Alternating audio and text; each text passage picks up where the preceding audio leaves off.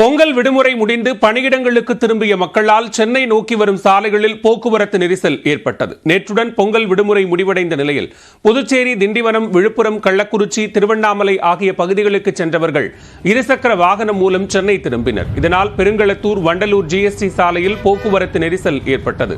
குறிப்பாக பெருங்களத்தூரிலிருந்து வண்டலூர் வரை வாகனங்கள் அணிவகுத்தன. இதேபோன்று செங்கல்பட்டிலும் போக்குவரத்து நெரிசல் ஏற்பட்டது. சுமார் 7 கிலோமீட்டர் தூரம் புறவழிச்சாலையில் அமைந்துள்ள பாலாற்று மேம்பாலத்திலும் வாகனங்கள் மெதுவாக சென்றன.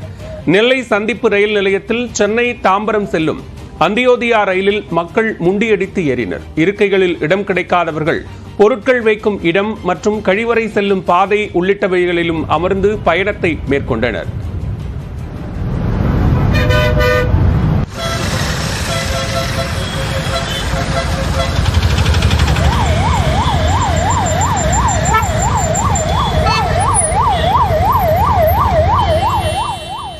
இதேபோன்று நெல்லை பேருந்து நிலையங்களிலும் கூட்டம் அதிகமாக காணப்பட்டது.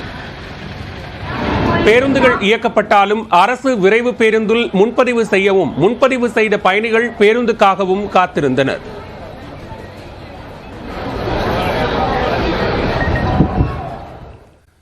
உலக